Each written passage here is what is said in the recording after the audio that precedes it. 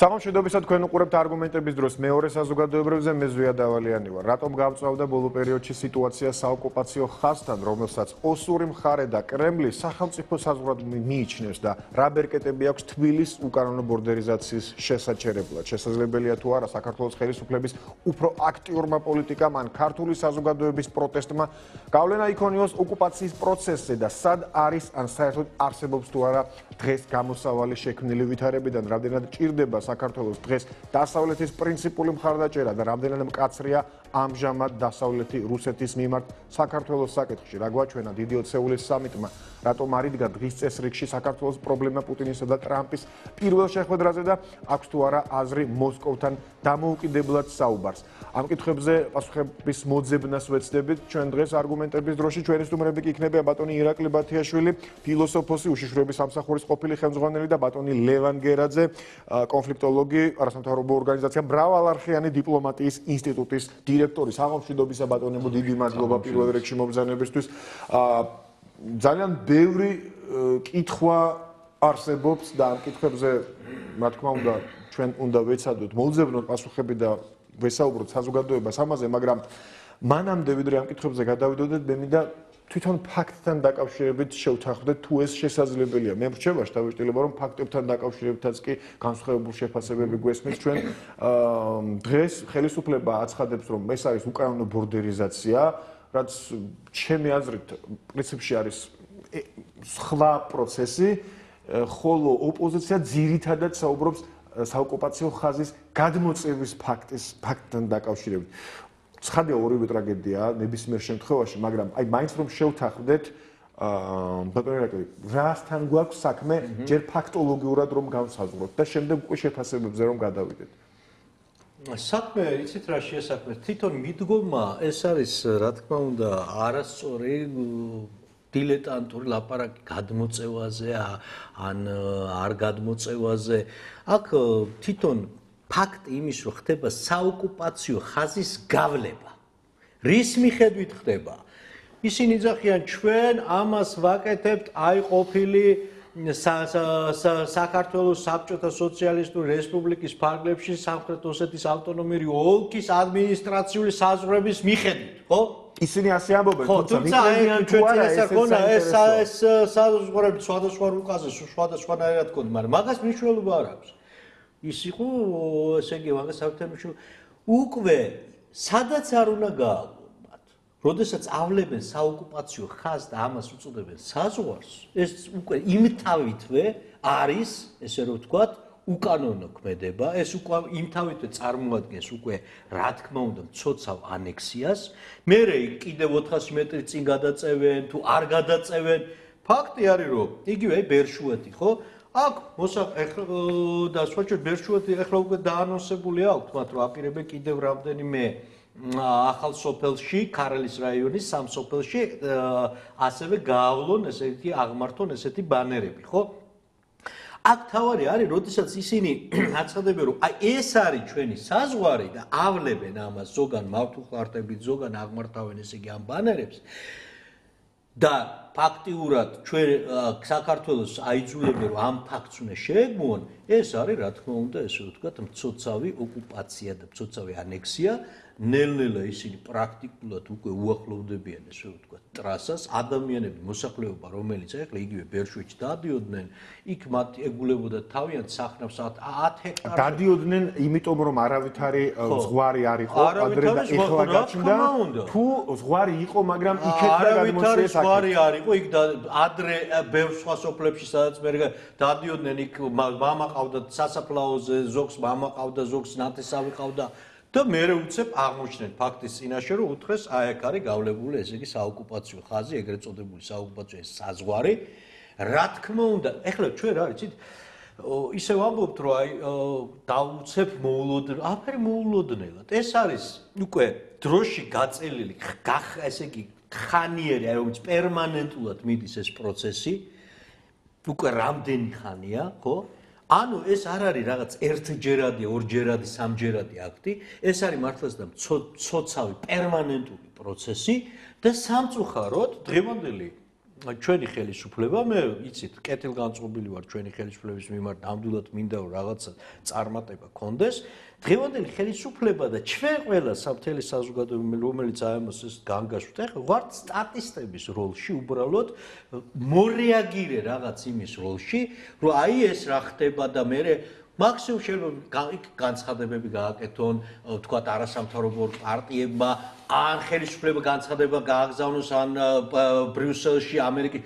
აი ამ როლში, ასე ხელისუფლება ეს რო იყოს რაღაც მოულოდნელი ამბავი და მოულოდნელი აქტი რუსეთის მხრიდან, გასაგები რომ არ ელოდებოდი.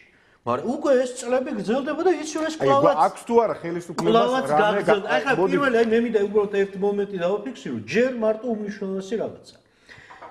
ყოველთვის შენ უკვე უნდა გქონდეს ერთი წინსწრები ინფორმაცია, რომ სად და ამაზე სხვათა შორის რომ ბერშვეთში აპირებდნენ გავლებას და კიდევ აქვს დაანონსებული რამდენიმე სოფელი, სადაც აპირებენ გავლებას. ეს უნდა სათანადო სამსახურებს ეს ინფორმაცია ედოთ, რომელზეც უნდა მოხსენიება რა შეუძლია გააკეთო. აი ეს არის მთელი ისტორია. მე ატეხვა იმის რომ და აი განცხადება გავაგზავნეთ თუ არა აი მანამდე როდესაც ესეთი დიდ ხიფათთან, ესე დიდ საფრთხესთან გაქვს საქმე, მუქარა მოდის, აი მანამდე უნდა არც წინსწრები ინფორმაციის საფუძველზე ხელისუფლებამ შეიმუშაოს და გადადგას რაღაც ისეთი განსაკუთრებული ნაბიჯები და ხსომები და ღონისძიებები, რომ რაღაც ალბათობით მაინც გაანეიტრალოს ეს. შესაძლებელია თუ არა, ეს სწორედ ამაზე ვისაუბროთ. ოდნა მოგვიანებით, მანამდე მიზეზებზე მინდა მიზეზებს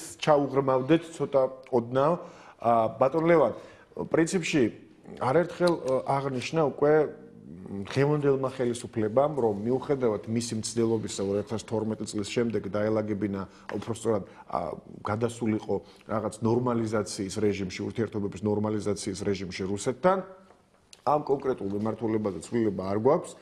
პირიქით, აი ეს ბორდერიზაცია დავანებოთ თავი დაუშვათ მოხდა გადმოწევა თუ არ მოხდა გადმოწევა, თავისთავად ბორდერიზაცია უკვე რასაკვირველი არის. ძალიან ცუდი მოვლენა და ძაბავს სიტუაციას, ყველაფერს რომ თავი დავანებოთ, ძაბავს სიტუაციას ადგილზეც და ქვეყნებს შორისაც, ამ შემთხვევაში რუსეთს და საქართველოს გულისხმობს ცხადია. იქედან პასუხი არის ის, რომ, რა ვიცი, შეიძლება პასუხად ჩავთვალოთ ეს, რომ კარასინმა გვითხრა, ხდება ის, რომ საქართველოსა და სამხრეთ ოსეთს შორის უნდა იყოს საზღვარი. მანამდე კარასინმა დაახლოებით 10 დღის წინ განაცხადა, რომ საქართველო ხდება ნატოს შეკავების პოლიტიკის ნაწილი და ძალიან უარყოფით და ასე ვთქვათ, გაბრაზებულ კონტექსტით შეიძლება ითქვას ასე განაცხადა ეს. თქვენ როგორ ფიქრობთ, თუ კი რუსეთს აღიზიანებს რეალურად საქართველოს ინტეგრაცია ნატოსკენ, სულა ნატოსკენ, მოდით ასე ვთქვათ. ან შეიძლება ესეც მხოლოდ საბაბია, არ ვიცი, თქვენ როგორ ფიქრობთ. მაშინ რა შეიძლება გააკეთოს საქართველოს ხელისუფლებამ იმისთვის, რომ აი ესეთი ფაქტები არ მოხდეს, ანუ აი ესეთი გამწვავება იქეთა მხრიდან იმის მაგივრად, რომ რა ვიცი, ჩვენ ველოდით მაგალითად 2012 წელს, რომ პირიქით უფრო დეესკალაციისკენ და უფრო, ასე ვთქვათ, რაღაც კონფლიქტის მოგვარების სცენარების დადებისკენ წავიდოდა სიტუაცია. რუსეთის მხარე დეესკალაციას პირდაპირ უკავშირებს ეგრეთ წოდებულ ახალ რეალიებთან შეგუებას საქართველოს ხელისუფლებისა და სახელმწიფოს მხრიდან. ბუნებრივია, ეს შეუძლებელია. არც ქართული სახელმწიფო ხელისუფლების წარმომადგენლები და არც მთლიანად მოსახლეობა არ აპირებენ შეეგუონ იმას, რაც ასე ვთქვათ, დაგვიდეს 2008 წლის საომარი მოქმედების შემდეგ რუსეთის ფედერაციამ და მათ მიერ მართულმა ძალებმა ცხინვალსა და აფხაზეთში, ცხინვალის რეგიონსა და აფხაზეთში და თქვენ ბრძანეთ, აი თუ აღიზიანებს საქართველოს სწრაფვა ნატოსაკენ, მაშინ რაღაც ხო არ გადავხედოთ, რაღაც გარკვეულ არა, მე არ მითხრას, მე თქვი, ცოტა სხვანაირად თქვი. თუ ეს აღიზიანებს, მაშინ საერთოდ არსებობს თუ არა მეთქი გამოსავალი. მათ მხოლოდ ეს არ აღიზიანებთ, მას აღიზიანებს მათ. აღიზიანებთ ზოგადად დამოუკიდებელი ქართული სახელმწიფოს არსებობა. ეს არის მთავარი პრობლემა და არა ის, რომ ეს სახელმწიფო მიისწრაფვის ნატოსკენ. ყველა სახელმწიფო სჭირდება, განსაკუთრებით ჩვენისთან ამ მცირეს და ბევრი საფრთხის მობლოდინეს და ძალიან რეალური საფრთხეების მქონე სახელმწიფო სჭირდება უსაფრთხოების სისტემა. დამეთანხმებით ბატონო ირაკლი, თქვენ ყველაზე კარგად მოგეხსენებათ ამ აუდიტორიაში ამის თაობაზე. ეს საფრთხეები ისეთია, რომელიც ჩვენს შესაძლებლობებს აღემატება, ანუ ამ საფრთხეების წინააღმდეგ ბრძოლა ჩვენს რეალურ შესაძლებლობებს აღემატება. ამიტომაც ჩვენ კოლექტიური სისტემებისაკენ უნდა ვისწრაფვოდეთ. ჩვენ ვიყავით ეგრეთ წოდებულ ოდეკაბეში. დსთ-ის იმ სტრუქტურაში, რომელიც სწორედ ამ საკითხებზე მუშაობდა და ამ კოლექტიური უსაფრთხოების სისტემას წარმოადგენდა. რა შედეგი მივიღეთ ამისაგან? მოჰყვა ამას საქართველოს ტერიტორიული მთლიანობის აღდგენა, მოჰყვა ამას კონფლიქტის მოგვარების აი იმ პროცესის განვითარება, რომელიც ქართული სახელმწიფოებრიობის შეიძლება გითხრათ მაგალითად, რომ 2003 წლამდე მოგვარებისკენ მიდიოდა საქმე და რასაკვირველია იყო ძალიან ახლოს იყო უფრო ახლოს გაცლებით მოგვარებასთან ვიდრე დღეს. ვერ დაგეთანხმებით იმაში, რომ ახლოს იყო მოგვარებასთან. პროცესი იყო დაწყებული, პროცესი მიმდინარეობდა პოზიტიურად. ამის მონაწილე ვარ და შემიძლია ცალსახად განვაცხადო ამის თაობაზე და ვამაყობ კიდევაც რომ იმ პროცესის მონაწილე ვიყავი გარკვეული პერიოდის განმავლობაში, მაგრამ ის რომ ასე ვთქვათ არარეალური ოპტიმიზმი მქონოდეს ამ პროცესის რაღაცა ძალიან სწრაფად წარმატებით დასრულებასთან დაკავშირებით, ასე ნამდვილად არ არის, იმიტომ რომ აფხაზური მხარე და ოსურიც სამწუხაროდ აბსოლუტურად მართვადი იყო სტრატეგიული გადაწყვეტილებების მიღებისას, ასე რომ ის წარმატებები, რომელიც ჩვენ გვქონდა ასე თუ ისე განპირობებული იყო იმით, რომ რუსეთი ან თვალს ხუჭავდა, ან რაღაც სადღაც გამოეპარებოდა, რაც ქართველი დიპლომატების დამსახურება იყო და თანამშრომლობის სურვილი იქეთ ამ მხარეს მყოფი ადამიანებისაგან, ასე რომ რაღაც დიდ გარღვევასა და წარმატებას მე სამწუხაროდ, აი ვერ ვხედავ, იმიტომ რომ ამის შესაძლებლობას არ იძლეოდა რუსეთის ფედერაცია და ის ძალები, რომლებიც რეალურად მართლობენ იქ. თუ ასეა, ანუ ეს თუმცა იმასაც ვიტყვი, რომ გარღვევები იყო, რაღაც გარკვეული მიმართულებით გარღვევები იყო, ძალიან ბევრი შეხვედრა ჩატარდა, რომელმაც შექმნა თანამშრომლობის სისტემა და რასაკვირველია, ის ბევრად უკეთესი იყო იმაზე, რაც 2008 წლის შემდეგ ჰქონდა. ბატონო ლევან, თუ რუსეთის ფედერაციას აქვს პრობლემა თავისთავად ქართული სახელმწიფოს არსებობასთან, ანუ უпростоრად დამოუკიდებელი ქართული სახელმწიფოს არსებობასთან, ისე როგორც ეს ჩვენ გვესმის. დიახ. მაშინ საერთოდ სად არის გამოსავალი ამ სიტუაციიდან? მაშინ რა გამოდის, რომ ქართული საზოგადოება ცხადია სუვერენიტეტის იდეას არასდროს არ დათმობს და თუ რუსეთს ამ იდეასთან აქვს პრეტენზია, მაშინ გამოდის, რომ რუსეთიც არასდროს არ დაუშვებს ამ კონფლიქტების მოგვარებას ისე რომ ქართული საზოგადოების ინტერესები იქნას გათვალისწინებული. მაშინ გამოსავალი არ ყოფილა ასეა და თუ ასეა, მაშინ ძალიან ცვალებად სამყაროში ვცხოვრობთ ბატონო ზვიად და მოგეცნებათ რომ 70-იან წლებში, იმიტომ რომ ხელისუფლების წარმომადგენლები როცა ამ დღეებში კომენტარებს აკეთებენ, ყოველთვის ამბობენ რომ კარგით, თქვენ გვაკრიტიკებთ, მაგრამ იქნებ გვითხრათ უკეთესი გეგმა და სტრატეგია. თუ თქვენ რასაც ამბობთ ასეა საქმე, მაშინ საერთოდ რა სტრატეგია შეიძლება კონდეს ხელისუფლებას იმისთვის, რომ ერთხელ არც დავუშვათ იგივე სტრატეგიული მიზნების შეცვალოს ქვეყნის ან წარმოდგენა მისი ადგილის შესახებ სოფლიოში და მეორე მხრივ აი ესეთი ფაქტები წაირიდოს თავიდან. ჩვენ ვცხოვრობთ ძალიან ცვალებად სამყაროში. პროცესები ბევრად უფრო სწრაფად მიდის, ვიდრე ადრე. ბევრად უფრო სწრაფად ვითარდება რაღაცა გარკვეული მიმართულებები და მინდა გაგახსენოთ ახლა არ გვახსოვს ცხადია პირადად ჩვენ, მაგრამ უფროს თაობას ახსოვს 70-იან წლებში ვერავინ წარმოიდგენდა, რომ ბალტიისპირეთის ქვეყნები ევროკავშირისა და ნატოს წევრები გახდებოდნენ, მაგრამ მოხდა სასწაული 91 წელს და ასე ვთქვათ, ეს პროცესიც დაიწყო.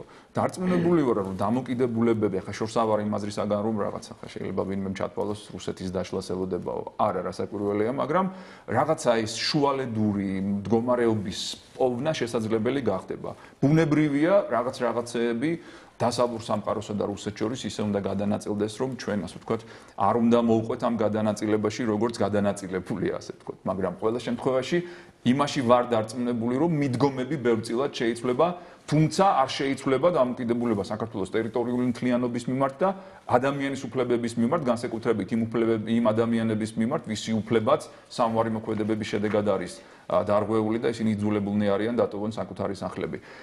პროცესები აუცილებლად ამ მიმართულებით წავა, რომ შეთანხმების მიღწევა შესაძლებელი გახდება, თუმცა რა იქნება აი გასაცვლელი მონეტა, აი ამის თქმა ძალიან რთულია. ხო, ამის თქმა დღეს ალბათ შეუძლებელია საერთოდ. ბატონო ირაკლი, მე იგივე კითხვა მინდა დაგისვათ თქვენ. თუ საქმე გვაქვს ასეთ სცენართან, რომ რუსეთისთვის მიუღებელია ის, რაც საქართველოს ქართული საზოგადოების უმთავრეს ინტერესს წარმოადგენს და პირიქით. მაშინ აქ ყოფილა ინტერესთა კონფლიქტი და ხელისუფლებამ დღეს რა შეიძლება თქვენ დაიწყეთ საუბარი და სწორედ აი ეს საუბარი მინდა განვაგრძოთ ხელისუფლებამ დღეს მაშინ რა შეიძლება გააკეთოს რა სტრატეგია შეეძლო მას აერჩია ისეთი რომ აი ესეთი ფაქტები გამოვერიცხა და შეიძლება ბორდერიზაცია არ მომხდარიყო შესაძლებელი იყო ეს თუ არ იყო ასე იგი ძალიან დიდი ინტერესით უსმენდი ბატონ ლევანს ძალიან დიდი პატივისცემით მაგრამ ერთი მაინც მინდა ვთქვა რომ დღეს ახლა 21 საუკუნეში თვით ისეთი იმპერიული პოლიტიკის გამტარებელი სახელმწიფო როგორც არის რუსეთი დღეს უკვე ახლა არც ერთ სახელმწიფო არ ფიქრობს თქვა როცა უნდა რომ თავის პოლიტიკა გაატაროს რომელიმე რეგიონში ან ქვეყანაში ახლა რომ ის თქვა სახელმწიფოებრიობა აღარ გქონდეს დღეს ამაზე ლაპარაკი არ არის რუსეთს რა თქმა უნდა რომ ეს არის მისი ინტერესი რომ პრაქტიკულად საქართველოს სახელმწიფო იყოს მისი სტრატეგიული გავლენის ასე ვთქვათ ზონაში. ეს არის რეალურად. გავლენის რუსეთის ფედერაციაში ეს გუბერნიად რო იყოს ეს ეს დრო დამთავრდა ეს. აქ ლაპარაკია რომ ეს იგი მის გავლენის ქვეშ იყო რა თქმა უნდა. ერთმნიშვნელოვნად თანაც და არა ისე რომ აი ნაწილობრივ ამერიკის ნაწილში ერთმნიშვნელოვნად ესე იგი მისი ინტერესები რო იყოს დაკმაყოფილებული. აი ეს არის ძირი და ძირი რა თქმა უნდა. თუმცა ახლა ჩვენ გულუყვილო ის დრო წავიდა, როდესაც რუსეთ თქვა ფიქრობდით რომ აი თუ რუსეთის ინტერესებს დავაკმაყოფილებთ, უცებ გადაწყდება აფხაზეთის და ეს დღეს უკვე იმდენად გართულებულია რომ რა თქმა უნდა ესე ძალიან რთული პროცესთან შეიძლება იყოს დაკავშირებული, ძალიან დიდი ვაჭრობის საგანი შეიძლება, მაგრამ თავარი მე მიმაჩნია, აი როცა ლაპარაკია კონკრეტულ არაფერი გამოუვალი, ესე რომ შერთ გამოუვალი სიტუაციები არ არსებობს. პირველი სტრატეგიულ განზრიმაში თუ გამოუვალი სიტუაცია იმ წითელი ხაზების გათვალისწინებით რომლებიც გვაქვს. ზოგადად აი ჯერ ზოგადად ბორდერიზაციას თავი აბსოლუტურად ვეთაყვე ბატონ ლევანს ძალიან სწრაფად ვითარდებოდა უკვე 70-იანი წლები და პროცესები და მე ეს აჩქარება სულ მოიმატა და ეხლა თლათ აჩქარებულად ვითარდება პროცესები ასე რომ ჭკვიანი ხელისუფლებამ უნდა ყოველთვის მზად იყოს დიდი ცვლილებებისათვის რომელიც მის დიდ გეოპოლიტიკურ რა თქმა უნდა რომ ის მომენტ ჩაავლო და გამოიყენო ესე რომ ვთქვათ როგორც აგერ გერმანელებმა მომენტისთვის მოემზადნენ და გამოიყენეს და გერმანია სოფლიო პროცესი მასშტაბით ისეთი ცვლილებები მოხდა და მათ შორის საბჭოთა იმპერიაში რომ გამოიყენეს მომენტი და გერმანია გაერთიანდა ეხლა იგივე პროცესს ამზადებს იაპონია რატო არის ჩაფრენილი სინძო აბე ესე იგი რომ მომენტს არ უშვებს რომ ესე იგი პრაქტიკულად რუსეთ-იაპონიის ურთიერთობა და ის იყო ნულოვან დონეზე მაგრამ ეხლა რატო იმიტომ რომ იაპონიას რაღაცის იმედი მიეცა რაღაც სიგნალები წავიდა და ამიტომ იაპონელები არიან ჩაფრენილი ეხლა ამ მომენტზე რომ შეიძლება რაღაც ცვლილებები დიდი მოხდეს ყურლის კონძულების ეს არის ანუ იაპონელებს გაუჩნდათ იმედი რომ შესაძლოა ის რამდენიმე კუნძული იტურობის ხაბაიში ეს კუნძულები რასაც ისინი კურილის ეძახიან ესენი არის ჩრდილოეთის კუნძულები ნამდვილად მათი ტერიტორიებია იაპონელები ეხლა ამასუთა ანუ ჩვენ უნდა მზად ვიყოთ რომ იგივე რუსეთში რა თქმა უნდა ეხლა აქ არა დაშლაზე და თუმცა აფერი გამორიცხული არა ეხლა რუსეთს სხვა პოლიტიკურად თქვა რაღაც წარმატებებს აღწევენ იქ სირიაში იმას მაგრამ თლიანობაში საკმაოდ რთული მდგომარეობა თვითონ ეკონომისტებს აქვთ რუს დაფიქსირებული და ექსპერტებს რომ წელს ხდება უზარმაზარი გადინება ესე იგი უცხოური კაპიტალის რომელიც რა თქმა უნდა უკვე ეკონომიკას აყენებს ეკონომიკის პერსპექტივას კიდევ უფრო დიდი კითხვის ნიშნის ქვეშ და ამას რა თქმა უნდა პუტინიც აცნობიერებს რომ ესე იოლად არ არის საქმე ამიტომ ჩვენ მომავალი პროცესების მზადვა ეხლა რაც ეხება უშუალოდ აი ამ ესე რომ ვთქვათ დღევანდელ ბორდერიზაცია შეგვიძლია თუ არა შევაჩეროთ ვერავინ ვერ იტყვის რომ ისეთ რეცეპტს მიცემს და რეკომენდაციებს ეს გადაწყდება მაგრამ პირველი მოწოდება ჩვენგან და იმიტომ ხელისუფლება კონკრეტიკა იმა უნდა შეიმუშაოს კაცო მე როგორ შევიმუშავოს ამ ზოგადი პათოსი გითხარით რა უნდა გავაკეთო ბორდერიზაცია შეგვიძლია შევაჩეროთ მე პირადად მიჩნდება მე არ ვამბობ ყველა სტრუქტურაში არიან პროფესიონალებიც, ნამდვილად შორს ვარ იმან რომ უნიატოებს და უხერხემლოებს ეძახიან ეს არის აბსოლუტურად ესე იგი სპეციალურად მიწებებული რა თქმა უნდა მაგრამ როგორც ჩანს იმ დროის ჩვენი დროის მოთხოვნებს და ამ გამოწვევების მოთხოვს ვერ აკმაყოფილებს. იგივე დიპლომატიური ჩვენი ესე ვთქვათ უწყების ძალისხმევა ფაქტიურად ის გამოდის მორეაგირე რაღაც იმის როლში უწყების რომ მოხდა აი ბორა და ბატონო გასაგებია დაუშვათ პირველი არის ბატონო აი მე ძალიან ეჭვმეპარება შემოგთავაზეთ ამ პოლიტიკა საკითხთან დაკავშირებით ელემენტ ჯერ ერთი იგივე აფხაზეთის ოკუპირებული ტერიტორიების საკითხთან დაკავშირებით მაინტერესებს სახელმწიფოს შემუშავებული აქვს თუ არა სტრატეგიული გეგმა რომელიც სწორედ საიდუმლო ნაწილსაც უნდა მოიცავდეს თავის აი სტრატეგიული გეგმა აი ამ ბორდერიზაციასთან დაკავშირებით რომელსაც ჩვენ მივყვებით ყოველ ფაქტთან დაკავშირებით რეაგირებას აკეთებენ აქ თუ არა შემუშავებული გარკვეული გეგმა მოქმედებების მე ვერ წარმოვიდი რატო ხდება ის რომ რა საქართველოში ნაკლები ოკუპაცია მოხდა ვიდრე უკრაინაში და უკრაინის საკითხი დგას სირიის საკითხის გვერდით და საქართველოს საკითხი საერთოდ დღის წესრიგში არ არის აი ეს უკვე საინტერესო ანუ აქ დგება საკითხი რომ მაშასა და მე ჩვენი საგარეო უწყების მუშაობა არ არის დამაკმაყოფილებელი ამ დროს ისით მარტივ გაცილებით უფრო მიზანდასახული, სწორად წარმართული, გეგმიური ესე ვთქვი, გეგმაზომიერად წარმართული.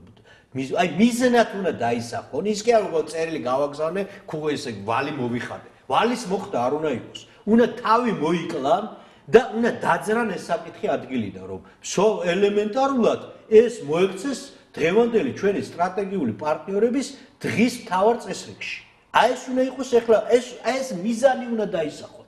ეს ერთი მეორე როცა ვლაპარაკობ მეორე ხაზი რა თქმა უნდა ეხლა თავარი საფრთხე მოდის რუსეთთან ხო ეს არის რა ესე ვთქვით თავარი აგრესორი ესე იგი თუ შენ მომენტი გაქვს და იმას აქვს რაღაცაი სიგნალი მოდის რომ ლაპარაკი უნდა შენ ეს მომენტი უნდა გაითქვა გამოიყენო და ელაპარაკო არა იმაზე ღვინის გატანა უმნიშვნელოვანესია ჩვენთვის მაგრამ აი ამ საკითხებზე უნდა ველაპარაკო იმათ უნდა და ყოველ დღე უნდა მიდიოდეს ჩვენი მხრიდან ამაზე ესე რომ ვთქვათ ზეწოლა დელეგაციაც უნდა ჩადიოდეს და მუდმივად სხვადასხვა დონეზე უნდა იყოს ლაპარაკი ჩვენ უნდა ბომბარდირება გავაკეთოთ ამ მიმართულებით დასავლეთის მიმართულებით რომ იმათი მხარდაჭერის დონე გაიზარდოს და რა თქმა უნდა რუსეთის ბომბარდირებაზე და რუსეთთან პირდაპირ საუბარზე და მესამე მომენტი მინდა კიდევ ერთხელ მე ხაზი გავუსვა რასაც რუსეთთან აი ხა სხვათა შორის ამ დღეებში გააქტიურდა განსაკუთრებით და ბუნებრივია რუსეთში დელეგაციების გაგზავნის თემა და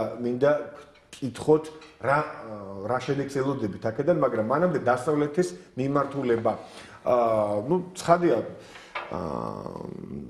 პირველი რაც მოგვდის თავში ყველას ალბათ საქართველოს თითოეულ მოქალაქეს არის ის რომ რუსეთის ფედერაციასთან სამხედრო და სხვა ტიპის წინააღმდეგობა რომ კონტრპროდუქტიული იქნება ალბათ უმეტესობა თანხმდება ამ ქვეყანაში მე ყოველ შემთხვევაში ასე ვფიქრობ მაგრამ ის რომ დასავლეთის და პირველ რიგში ამერიკის შეერთებული შტატების დღის წესრიგში რუსეთთან ურთიერთობის დროს საქართველოს მაინც არ ჩანს ეს მართლაც იწვევს გაკვირვებას ქართული საზოგადოების დიდი ნაწილის და პირველი რჩევა სწორედ აი ესეთი მოზდის საზოგადოების დიდ ნაწილს აზრად რომ იქნებ როგორმე და საერთოდ პირველ რიგში კრიტიკა რომ რატომ არ არის საქართველოს იგივე სირიის, უკრაინის და ჩრდილოეთ კორეის გვერდით რატომ არ იყო თუნდაც პუტინისა და ტრამპის პირველი შეხვედრის დროს G20-ის სამიტზე. თქვენ როგორ ფიქრობთ? ჯერ მიზეზებზე ვისაუბროთ. თქვენ ფიქრობთ რომ მხოლოდ საქართველოს საგარეო საქმეთა სამინისტროს აქტიურობა თუ პასიურობა ამის მიზეზი რომ მაგალითად იგივე უკრაინა არ იყო თემა და საქართველოს არ იყო. მხოლოდ საგარეო საქმეთა სამინისტროს საქმიანობა არ არის საკმარისი მიზნის მისაღწევად რომელზეც ჩვენ აქ საუბრობდით. ეს უნდა იყოს კონსოლიდირებული ძალისხმევა, როგორც საგარეო საქმეთა სამინისტროს, ის უნდა იყოს ფლაგმანი, მაგრამ ყველა სახელმწიფო და არასახელმწიფო ორგანო, განსაკუთრებით ხაზგასვამ აკადემიურ წრეებს, ეგრეთ წოდებულ ექსპერტულ საზოგადოებას და არასამთავრობო ორგანიზაციებს. ესენიც უნდა იყვნენ ძალიან აქტიური. და აქვე დავამატებ სხვათა შორის ეს დამატებაც ყოველთვის არის და რას აღწევს ამით უკრაინა. ესეც ძალიან მნიშვნელოვანია, იმიტომ რომ ასეთი მოსაზრებაც არსებობს, რომ კი ბატონო უკრაინელებს მეტი მხარდაჭერა აქვს, მაგრამ შედეგი აქვს იგივე ან უარესი.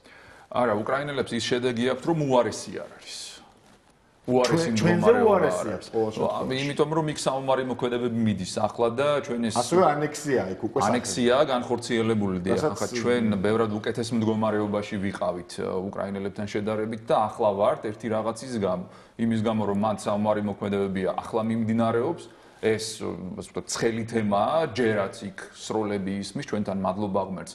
ეს ყველაფერი დასრულდა 2008 წლის აგვისტოში, სამწუხაროდ 2008 წლის აგვისტოში უпроსორად განმეორდა, აი მთელი ამ ხნის განმავლობაში მცირე დაძაბულობა მცირე პირობითი ნათქვამია რასაკვირველია, როდესაც ადამიანის სიცოცხლე იცვლება, ეგ მცირეა თუ ბევრია, მას მნიშვნელობა არ აქვს, თავარიო ეგეთი ფაქტი არ უნდა მოხდეს, მაგრამ იქ ეს ხდება ყოველდღიურად და ძალიან დიდი მასშტაბებით. ანექსია უკვე მომხდარია და სწორედ ეს საკითხია, რომ პრობლემას წარმოადგენს. რუსეთის ფედერაციამ შეცვალა საერთაშორისოდ აღიარებული საზღვრები იმ ქვეყნისა და ეს მოხდა მცირე ხნის წინათ და ეს მოხდა იმ ქვეყანაში, რომელმაც განაცხადა თავისი ევროატლანტიკური ინტეგრაციის თაობაზე, ამის გამო მოხდა მან ის რაც მოხდა ამ რამდენიმე წლის წინათ, როდესაც ხელისუფლება შეიცვალა და ძალიან ბევრი ისეთი ფაქტორია, რომელიც უკრაინას ბევრად მნიშვნელოვნად ხდის. თუმცა საქართველოსაც მაშინ შეიძლება იგივე ვთქვათ, რომ 2008 წელს 2003 წელს დაწყებული კურსის გამო მოხდა ის რაც მოხდა, როცა ასე ვთქვათ, გამოკვეთილი პროდასავლური და ნატოში ინტეგრაციისკენ მიმართული კურსი დაიკავა რევოლუციურმა ხელისუფლებამ და პრინციპში უკვე 2004 წლიდან ცხადი გახდა, რომ ეს სიტუაცია დამთავრდებოდა ომით. მცირე ომი ჩვენ 2004 წელსაც ჰქონდა იქ წვერიახოს ოპერაცია და ასე შემდეგ. ამიტომ შეიძლება იგივე იყო ჩვენთან, მაგრამ ჩვენთან არ ყოფილა ისეთი რეაქცია დასავლეთის მხრიდან. კიევში არის ბევრად უფრო რთული ვითარება ვიდრე თბილისში და გაგახსენებთ როგორ არ ყოფილა ძალიან აქტიური გამოხმაურება იყო და დამსახურება სწორედ ევროკავშირისა და ამერიკის შეერთებული შტატებისა რომ თბილისში ქართული ხელისუფლება შენარჩუნდა და თბილისი არ ყოფილა ამბობს საზოგადოების სანქციები არ ყოფილა დიახ რასაკვირველია აბსოლუტურად სწორს ლაპარაკობ მაგრამ რეალურად ეს არ ვიცი ეხლა როგორც დღეს ეფექტს ვერ ვიღებ წინა ზოგშელები ის კონდეს შთავიშნაირად წინა ხელისუფლება ამ მიმართულებით გაცლებით ეფექტურ ჩვენზე კი არ ვლაპარაკობს არის აბსოლუტურად უარესი სიტუაცია იყო აგვისტოს ომის მერე რუსეთი აცხადებს რომ უკრაინაში მე ჯარით არ შევსულვარო ესე და აქ პირდაპირ შემოვიდა ღიად ოფიციალურად მთელი შეიარაღებული ძალებით ხო განსხვავებით უკრაინისგან რომელსაც ესე ვთქვათ ჰიბრიდულ ომს აწარმოებს ხო ზილიონეჩი კი გამა იქ პირდაპირ მთელი ტანკები და აქ შემოვიდა და თბილისის აღება უნდა და სარკოზი სწორი ხარ რომ არ მოსულა შემოსულა თბილისსაც აიღებდა მაგრამ მე რას ვამბობ ამის მერე რეაქცია კი არა ამერიკასა და რუსეთს შორის ზუსტად აგვისტოს ომის მერე დაიწყო ეგრეთ წოდებული პერეზაგრუსკის გადატვირთვის პოლიტიკა ანუ ოქროს ხანა მათი ურთიერთობის ესე იგი საერთოდ წამუშალეს საქართველოს ესეც მნიშვნელოვანია მაგრამ ეს უკვე იმ კონტექსტში უნდა გავაშუქოთ წინახაის მგონია რომ ამ პერეზაგრუსკისა და იმ დათბობის ასე ვთქვათ ერთ-ერთი მიზანიც ის იყო რომ მდგომარეობა გამოესწორებინათ ჩვენს რეგიონში და გაენეიტრალებინათ რაღაცები დათბობების ხარჯზე რასაკვირველია მაგრამ გაენეიტრალებინათ ის ძალიან დიდი ნეგატივი რომელიც რუსეთის მხრიდან მოდიოდა და თუ გაგახსენებთ ამის აუცილებლობა დადგა იმ პერიოდში ძალიან იმიტომ რომ ეკონომიკური კრიზისი დაიწყო ისეთი ეკონომიკური კრიზისი რომელმაც შეგახსენებთ ნავთობის ფასები გაამესამედა და ამას ძალიან ბევრი რამ მოხდა და ახლა რუსეთში ძალიან სერიოზული კრიზისები არავის არ აწყობს იმიტომ რომ მოგეხსენებათ რომ ეს არის ერთი ორთაგან უდიდესი ბირთვული ვთქვათ პოტენციალის მფლობელი და არა მხოლოდ ბირთვული ბევრი სხვა რაღაცისაც უდიდესი ბაზარი და ასე შემდეგ უდიდესი მიმწოდებელი ნავთობის გაზის და ბევრი სხვა რაღაცა რაც არ უნდა იყოს მიზეზი იმისა რომ არ მოხდა გასაგებია აბსოლუტურად ლოგიკურია ის არგუმენტები რომლებსაც თქვენგან ვისმენთ რაც არ უნდა ყოფილიყო იმის მიზეზი რომ დავუშვათ უკრაინა არის ყველა მოლაპარაკების დღის წესრიგში საქართველოს არ არის სამწუხაროდ არ არის ხო აქ ისევ პირველ კითხვას რომ დაუბრუნდე საქართველოს ხელისუფლებას შეუძლია ჩადოს საქართველოს ამ დღის წესრიგში თუ დასავლეთი მიყვება საკუთარ ინტერესებს და საკუთარ დღის წესრიგს რომელშიც ამ ეტაპზე შესაძლოა უბრალოდ ვარაუცლუშვებ შესაძლოა საქართველოს ჩადება ამ დღის წესრიგში არ იყოს მიზანშეწონილი და მაშინ ყოველ დღე რომ მართლაც აქცია გამართოს ხელისუფლებამ შიმშილობა დაიწყოს თეთრ სახლთან ჩვენმა მაინც არ მოხვდეს ეს საკითხი იგივე ტრამპის და პუტინის შეხვედრის შიმშილობა შედეგს ვერ გამოიღებს მუშაობა და გონივრული მუშაობა სწორედ იმაშია რომ აი ინტერესში ჩაჯდეს. სწორედ ისე უნდა ვიპოვოთ რაღაც გარკვეული მოდუს ვივენდი, ისე უნდა გამოვნახოთ, რომ ყველას ინტერესში აღმოჩნდეს და განსაკუთრებით პირველ რიგში იმ ქვეყნებისა, რომლებიც დღეს პირველ ვიოლინოს უკრავენ ამ დიდ ორკესტრში, რასაც საერთაშორისო ურთიერთობების სისტემა ქვია თანამედროვე. ეს არის რთული და ამასაა მნიშვნელობა რომ აქვს, თორემ ასეთი აქციების მოწყობა და კამპანიური ხასიათის ღონისძიებების განხორციელება შედეგს ვერ გამოიღებს. სისტემური ხასიათი უნდა ჰქონდეს ამას და მე აკადემიურ წრეებზე როდესაც ვთქვი, სწორედ იმიტომ ვუსვამ ხაზს ამას, რომ აკადემიურ წრეებს ძალუც დაარწმუნოს იქაური აკადემიური წრეები, რომელთაც თავის რიგში შეუძლიათ საკუთარ საზოგადოებას და პირველ რიგში ხელისუფლებაზე იქონიენ გავლენა, რომ ეს აუცილებელია.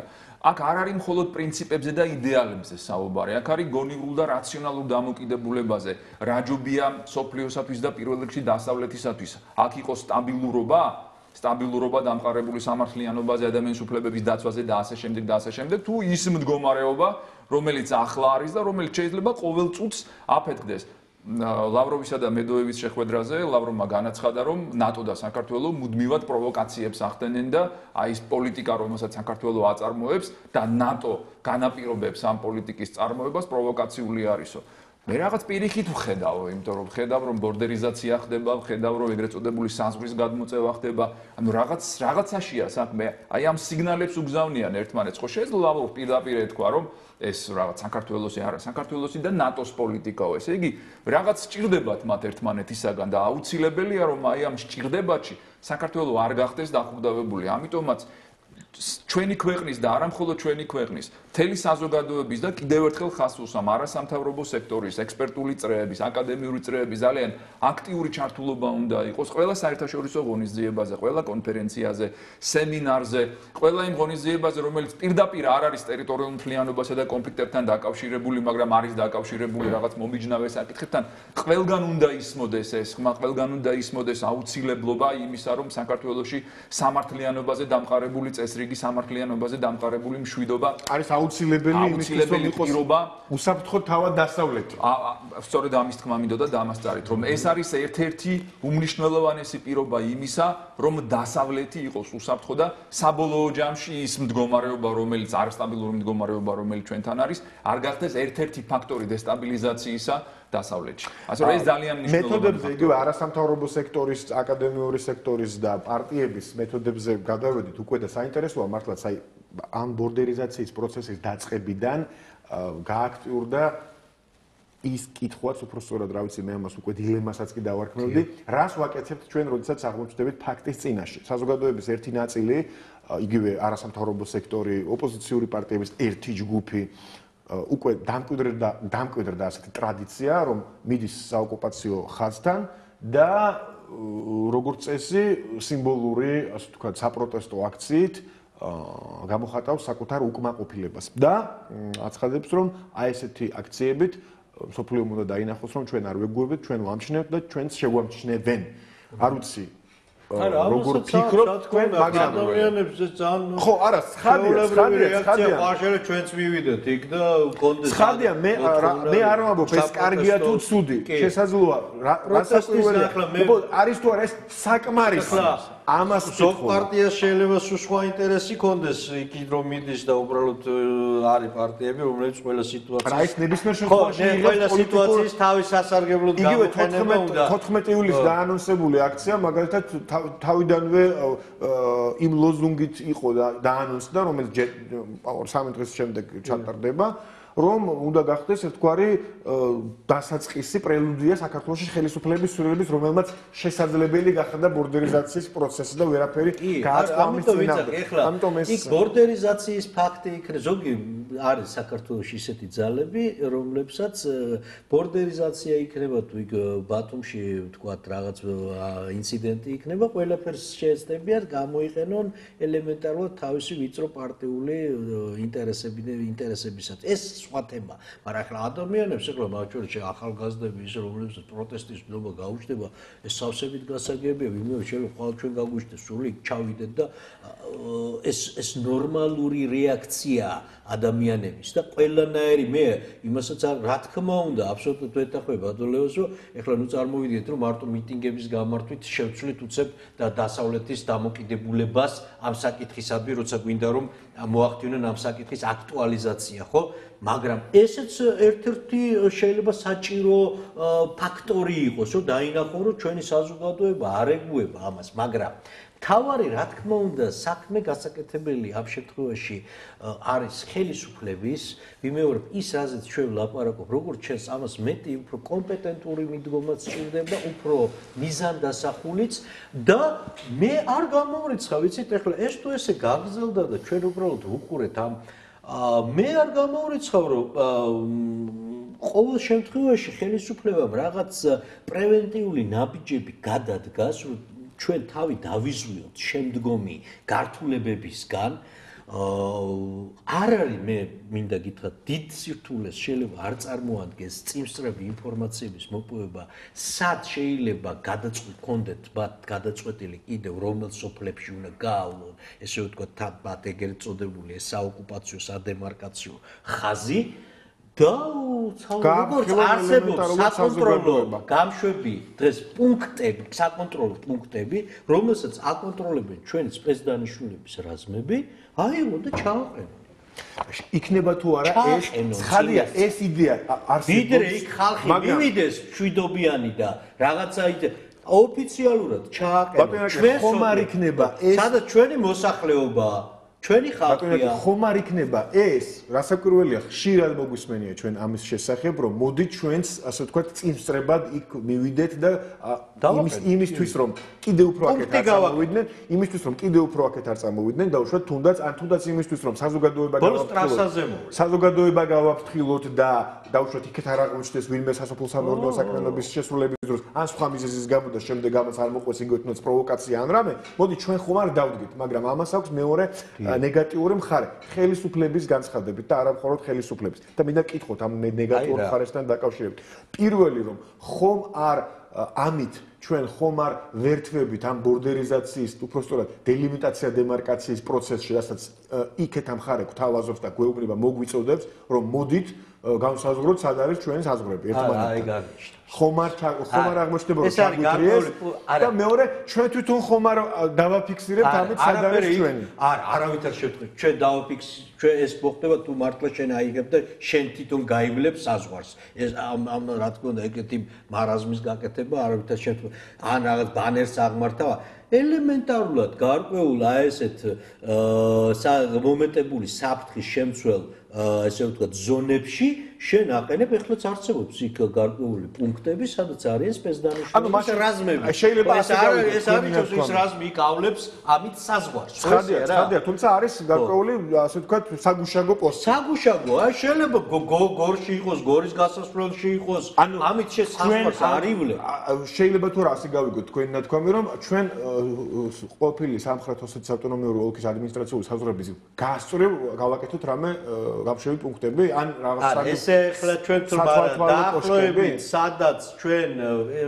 ველოდებით რომ შეიძლება მანდ ველოდებით ისინი ამბობენ რომ სწორედ იმ ხაზს მიყვებიან ის ესე რომ ვთქვათ ტერიტორიებს სჭირდება ჩემი აზრით წინასწარ გარკვეული გამაგრება შეიძლება ესეთი მექანიზმი როგორც არის ევროკავშირის დამკვირვებლობის მისია და ძალიან აქტიურად უნდა გამოვიყენოთ ეს მისია სხვათა შორის სწორედ ევროკავშირის დამკვირვებელთა მისიაზე მინდა გკითხოთ ბატონ ლევან ამ დღეებში რა თქმა უნდა ეს ყოველთვის ალბათ იქნება აქტუალური ვიდრე არსებობს კონფლიქტები და არ მოგვარებულა კონფლიქტები 2008 წელი აგვისტოს ომი და მედვედევ-სარკოზის შეთანხმება ალბათ იქნება ყოველთვის მედვედევ-სარკოზის სააკაშვილი ხო, მედვედევის სარკოზის სააკაშვილი. რატომღაც სააკაშვილს როგორც წესი ჟურნალისტები არ ამბობენ ხოლმე, მაგრამ ეს ნამდვილად ასეა, გეთანხმებით.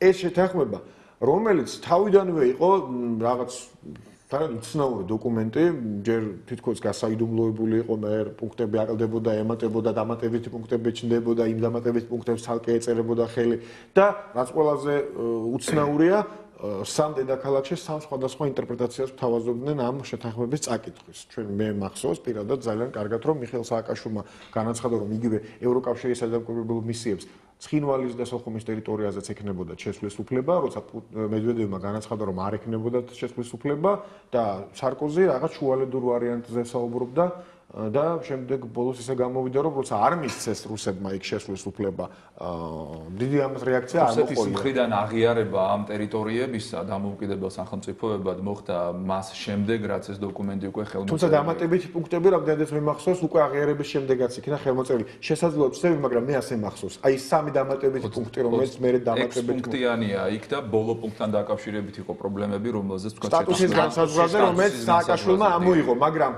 მე ასე მახსოვს ყოველ შემთხვევაში არ ვცბათ ირაკლი თქვენ თუ დამეთანხმებით ან შეიძლება თქვენ უკეთ გახსოვდეთ რომ შემდეგ კიდე სექტემბერში მოეწერა დამატებით პუნქტებს ხელი.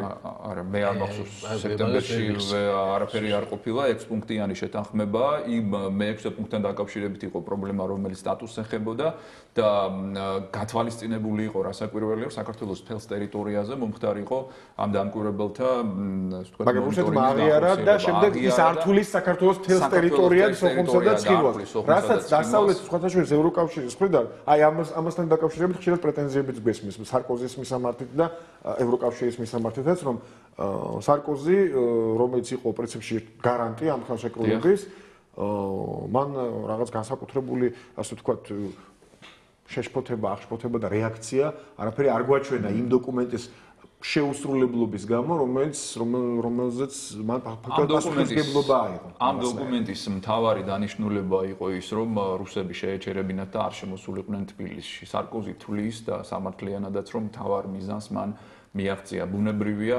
ამ ერთი გადაწყვეტილებით ის ვერ მოახდენდა საქართველოს ამ ტერიტორიების დეოკუპაციას და კმაყოფილი წავიდა იმით, რასაც მიაღწია. ამაში დარწმუნებული ვარ და ეს უკვე პოზიტიური შედეგი იყო ამ დოკუმენტის, თუ შეიძლება ამ სიტუაციაში რაიმე პოზიტივზე ჩვენ ვისაუბროთ. ის რაც შემდგომ განხორციელდა, ეს რუსეთის მხრიდან იყო, მე არ მგონია რომ წინასწარ დაგეგმილი ჰქონდათ ასე განვითარება მოვლენებისა, მაგრამ ეს იყო ალბათ გეგმა B რომელმაც ჩემი აზრით გაამართლა, იმიტომ რომ მათ სრულად დაამყარეს კონტროლი ამ ტერიტორიებზე, დაიბრუნეს ასე ვთქვათ ის ტერიტორიებიც, რომელზეც მკოდორის ხეობა და მათი ლოგიკით დაიბრუნეს. დიახ, დაიბრუნეს, მხედველობაში მაქვს სოხუმის და ცხინვალის სოხუმისა და ცხინვალის ეგრეთ წოდებული დე-ფაქტო ხელისუფლებების იურისდიქცია არა, მაგრამ დე-ფაქტო ძალაუფლების კონტროლი განავრცეს მთელ ტერიტორიაზე. ხომ არ ჩაგვაყენეს ჩვენ ისეთ მდგომარეობაში, ჩვენ თვითონ ხომ არ ჩავიყენეთ თავი ისეთ მდგომარეობაში, რომ წარმოვიდგინეთ ყველაზე ცუდი სცენარი და შემდეგ იმისთვის რომ ანუ შემდეგ უკვე კმაყოფილი ვართ ნებისმიერ ხელშეკრულებაზე ხელმოწერეთ, იმიტომ რომ დაგავიშვათ თბილისში არ შემოვიდა მედვედევის და პუტინის ტანკი. აი ეს ამასთან ხო არა გვაქვს საქმე, რომ აი ვამბობთ ჩვენ დღეს და იმის მერე ყოველთვის ვამბობთ, რომ სარკოზიმ გადაგვარჩინა თბილისის აღებას, ამიტომ აღარ აქვს მნიშვნელობა რას მომაწერეთ ხელი. ეს არის ყველაზე უარესი, ეს იყო ყველაზე რეალისტური შესაძლებლობა იმისა, რაც საქართველოს ელოდა და დარწმუნებული ვარ იმაში, რომ ამის გაკეთება არ გაუჭირდებოდათ, იმიტომ რომ საქართველოს არ ყოფნის რესურსი, არ ყოფნიდა რესურსი იმისათვის, რომ წინააღმდეგობა გაეწია ასეთი დიდი ძალისათვის. გაგახსენებთ, რომ მხოლოდ ცხინვალის მხრიდან არ შემოსულან შეიარაღებული ძალები აფხაზეთის მხრიდანაც შემოვიდნენ და აგერთი მთელი დასავლეთი თუმცა მთელი საქართველოს სუვერენული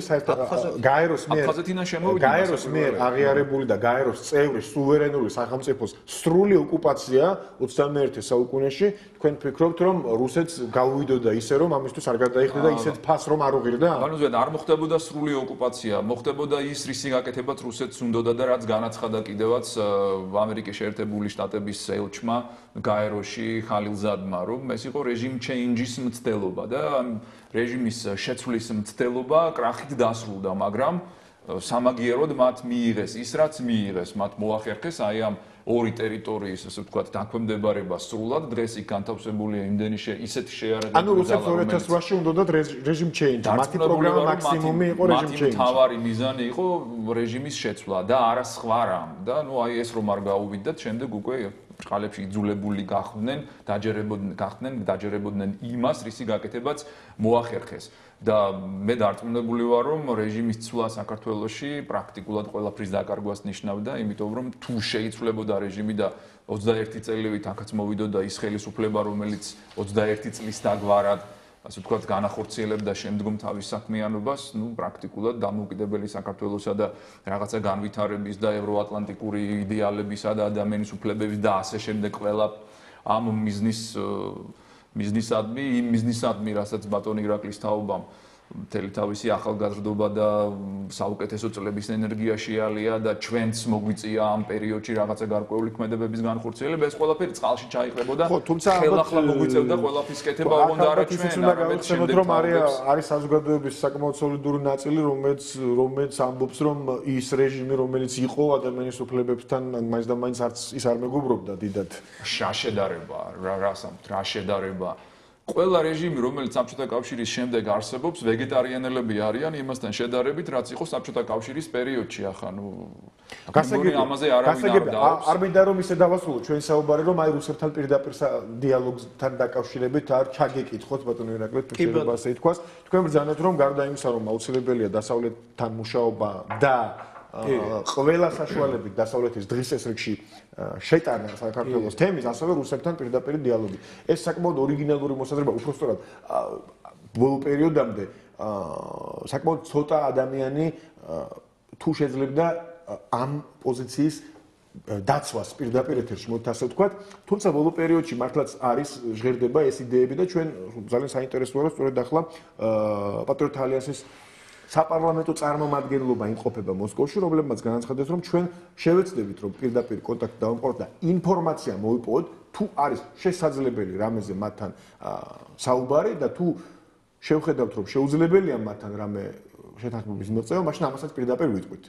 თქვენ როგორ ფიქრობთ, აი პატრიოტთა ალიანსი არის ოპოზიციური პარტია. ცხადია მისი, ასე ვთქვათ, შეთავაზებების ლიმიტი თუ პირობების ლიმიტით შეზღუდულია და პრინციპში არც არსებობს. ხელისუფლება რომ წავიდეს, როგორც თქვენ ბრძანეთ მოსკოვში. რაზე უნდა ისაუბროს და რა გამოსავალს ხედავთ თეორიულად, პრაქტიკულად ეს დადგება თუ არა, ამას რასაკვირველია ვერც ერთი ვერ გამსაუბროთ. თეორიულად რა საუბარი შეიძლება შედგეს ისეთი, რომ აქედან მე დავუშვათ წარმოვიდგინოთ, რომ პრაქტიკაში შეიძლება ეს განხორციელდეს. ეს კი წინასწარ იმაზე ლაპარაკი, რომ ჩვენ აუცილებლად მივიღებთ აქედან შედეგს, ან საერთოდ აზრი არ აქვს და არავითარი შედეგი ამას არ ექნება, ეს თანამედროვე პოლიტიკა აჩვენებს ესეთი მიდგომა არის ძალიან ვულგარული და ძალიან დილეტანტი. არ გაუმართლებელი. სადაც საშუალება გაქვს, რომ ესე ვთქვა, დაიწყო რაღაც პირდაპირ ლაპარაკი შენთვის ყველაზე მნიშვნელოვან თემებზე და ჩვენთვის ყველაზე მნიშვნელოვანი თემა არის უპირველეს რუსეთთან მიმართებაში ნომერ პირველი თემა, რა თქმა უნდა, ეს არის ოკუპაციის, ტერიტორიების ოკუპაციის თემა. და ახლა უკვე აჩვენა, რომ ახლა ამ ვერც ჟენევის ფორმატი, ვერც აბაშიძე კარასი, ეს რა თქმა უნდა, ეს ამას ვერ აკმაყოფილებს. ესე იგი, ეს უნდა დაიწყოს სხვა დონეზე. ახლა ეს თავისთავად პატრიოტთა ალიანსის წასვლა შეიძლება ძალიან კაი ინიციატივა იყოს, მაგრამ ჩვენ ხო ვიცით, ახლა ეს ამით რაიმე ხელშესახებ რაღაცას ვერ დავინახავთ. ეს უნდა ხელისუფლების დონეზე გატარდეს ეს პოლიტიკა. ოღონდ მე ვლაპარაკობ იმაზე, რომ ამ შემთხვევაში ამას ის ხასიათი კი არ უნდა ქონდეს, რომ ჩვენ რუსეთთან გვინდა ლაპარაკი უბრალოდ აბსტრაქტულად ურთიერთობების დასარეგულირებლად და ასე შემდგომ. არამედ კონკრეტულად ჩვენ რუსეთმა უნდა დაინახოს, რომ ჩვენი ლაპარაკი მათთან იწყება სწორედ აი ამ თემით, რომელიც არის ჩვენთვის ყველაზე მთავარი და პრინციპული თემა. ისე როგორც აი მაგალითად დღეს იაპონელები აყენებენ საკითხს ესე. ამასებების მერე იქ ეკონომიკაც, რომ აი ინვესტიციები უნდა ჩაიდოს შორეულ აღმოსავლეთში, მაგრამ ისინი პირდაპირ აყენებენ, ჩვენ ამით ვიწყებთ ლაპარაკს თქვენთან, ჩრდილოეთის კუნძულებით ვიწყებთ. ეს გვაინტერესებს. იაპონიასა და რუსეთს შორის საერთოდ სამშვიდობო შეთანხმება არ არსებობს 50-იანი წლების მერე. ესე დაიწყეს ლაპარაკი გერმანიის საბჭოთა იმპერიის მესვეურებთან, იქ სხვათა შორის მრავალმხრივ ამერიკაც ჩართული, მაგრამ პირდაპირაც მიდიოდა არაოფიციალური ლაპარაკებიც, ოფიციალური ანუ შენ უნდა დაინახო, რომ ხარ აქტიური ამ მიმართულებით. აი ამ თემაზე ახლა რა თქმა უნდა ოკუპირებული ტერიტორიების საკითხი, მაგრამ კონკრეტულად შეიძლება იგივე დაიწყო აი ბორდერიზაციის საკითხი თქო. რაც ახლა ხდება. ამიტომ რა თქმა უნდა ამას აზრი აქვს, წინასწარ ვერანაირ პროგნოზს ვერ გააკეთებს. ესე იგი შედეგი ექნება ამას თუ არ ექნება. ისე როგორც ვერ გავაკეთებთ ვერანაირ პროგნოზს, ხა დიპლომატიურმა ჩვენმა უწყება თავი რომ მოიკლას და ესე სოფლიოზე ესე ვთქვათ ყვირილი დაიწყოს ამერიკელები და ევროპელები ამას ისევე დააყენებენ დღის წესრიგში როგორც უკრაინის საკითხს თუ არა წინასწარ ამის პროგნოზი შეუძლებელია მაგრამ პოლიტიკა თანამედროვე ისაა რომ სადაც რისი საშუალებაა ყველა ძალა უნდა მოსინჯოს და ბედის მონახელა ყველა საშუალება ვალდებული ხარ ელემენტარულად აბა ეს არის დღეს პოლიტიკაში არის ამ მშვიდობიანი მოლაპარაკების ან ომის გზა სხვა მესამე არ არსებობს არ არის მესამე არის გამორიცხვა მესამე არის იგნორირების პოლიტიკა და პოლიტიკა სტრატეგიული მოწმინება იგნორირება გულისხმობს რომ შევეგუოთ რომ ოკუპირებული არის იქნება და ვითომც არაფერი და ბოლოს შეიძლება ტრასასთან მოვიდნენ მე შეიძლება ტრასაც გადაგიკეთოს სტრატეგიული მოწმინება სულაც არ ნიშნავს იმას რომ ჩვენ აქტიურობაზე უარს ვამბობთ სტრატეგიული მოწმინება სწორედ მაგას ნიშნავს რომ ჩვენ ვითმენთ და ვითმენთ ჭკვიანურად გონივრულად ვცდილობთ არა რასაკვირველია ეს არის მთავარი ავანტიურაზე არ უნდა წავიდეთ. ბატონ ლევან, ზოგ შემთხვევაში შეიძლება ავანტიურაზე წავიდეთ, ოღონდ საფრთხოზე არ არის. საფრთხო ქვეყნისთვის. ბატონ ლევან, ჩვენი დრო დასასრულს უახლოვდება და მე აუცილებლად ვერ ვისაუბრებ, როგორც მინდოდა ისე ვერ გავშალეთ ჯიოცის შეხვედრა და პუტინისა და ტრამპის პირველი პირისპირ შეხვედრა გერმანიაში, რომელიც შედგა პრინციპში ირიბად ვისაუბრეთ ამაზე, რომ არ იყო საქართველოს დღის წესრიგში რაც შევამჩნიეთ ყველამ და არ დავჭით ამ ფაქტისგან აღფრთოვანებულები ეს ცხადია ვისაუბრეთ იმაზე თუ რა შეიძლება გავაკეთოთ ჩვენ იმისთვის რომ ასეთ შეხვედრების რო საქართველოს იყოს დღის წესრიგში მაგრამ ისევ და ისევ თუ ეს არ იქნება დასავლეთის ბუნებრივ ასე ვთქვათ დღის წესრიგში ინტერესებში კონკრეტული მომენტისთვის მაშინ ალბათ ამის მოწევა რთული იქნება როგორ ატყობთ თქვენ პროცესებს საით მიდის პროცესები გლობალურ დონეზე რა გვაჩვენა თუნდაც ჯიოცის სამიტმა თუნდაც ტრამპისა და პუტინის შეხვედრამ. სხვა თემების ანალიზი რომ გავაკეთოთ იგივე კორეასთან, სირიასთან და უკრაინასთან მიმართებაში.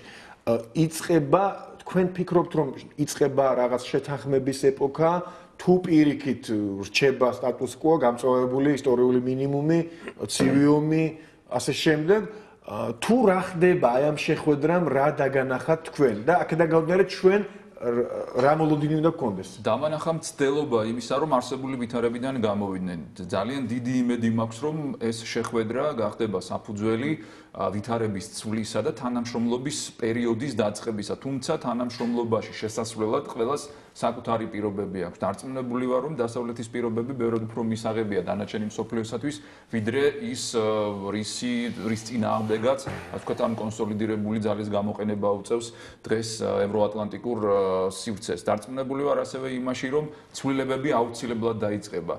თუ უკეთეს შემთხვევაში ეს ცვლილებები განხორციელდება სწრაფად და ნაკლები რყევების ფონზე, უარეს შემთხვევაში ცვლილებები ნელა განხორციელდება, მაგრამ როდესაც ცვლილება მოხდება, რყევები ამას საკმაოდ მძიმე მოყვება და ეს ძალიან სახიფათოა მთლიანად ჩვენი რეგიონისათვის და არა მხოლოდ კავკასია მაქვს ხებელობაში, არამედ ევროატლანტიკური სივრცე და რუსეთის ფედერაცია. ძალიან რთული ვითარებაა, ბატონმა ირაკლიმაც ახსენა, რუსეთის ფედერაციაში მათ შორის ეკონომიკური მდგომარეობა და ეს მდგომარეობა არა მხოლოდ რუსეთისათვის არის დამახასიათებელი, ზოგადად მსოფლიოში ძალიან რთული ეკონომიკური ვითარებაა.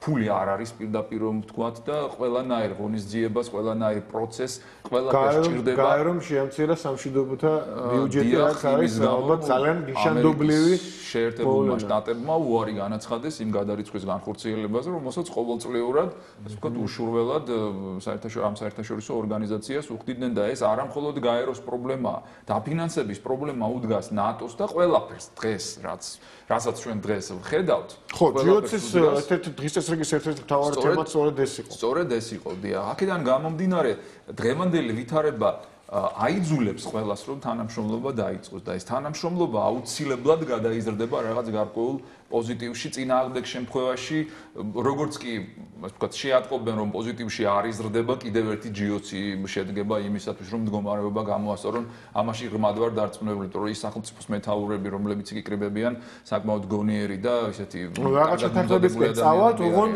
უნდა შევეცადოთ რომ საქართველოს არ იყოს ამ შეთანხმებაში გასაცვლელი მონეტა ეს დასაწყის რომ დასაწყისში თქვენს მიერ ნათქვამი ფრაზა რომ ასე ვთქვათ ბუნებრივად მივაბათ ახლა ამ დასკვნას ბატონო თქვენ როგორ ფიქრობთ თქვენ რა შტაბ-ეჭდილება თქვენ რა შტაბ-ეჭდილება დაგჭირთ ჯიოცის იყო რაც თქვენ ახსენეთ ამ იქ იყო ეკოლოგია და თავარი თემები, რაც თვითონ ტრამპის და პუტინის შეხვედრაზე კიბერუსაფრთხოების საკითხიდან დაწყებული ცდილობები, მაგრამ რეალური შეთანხმება, რომელიც საფუძველი და ნიადაგი უკვე მომზადებული იყო და ყველა იყო ამასთან შეგუებული, ეს არის ფაქტობრივად სირიის დაყოფა. სირია რო უკვე ერთიანი სახელმწიფო აღარასდროს აღარ იქნება, ეს უკვე არის ყველა ამასთან.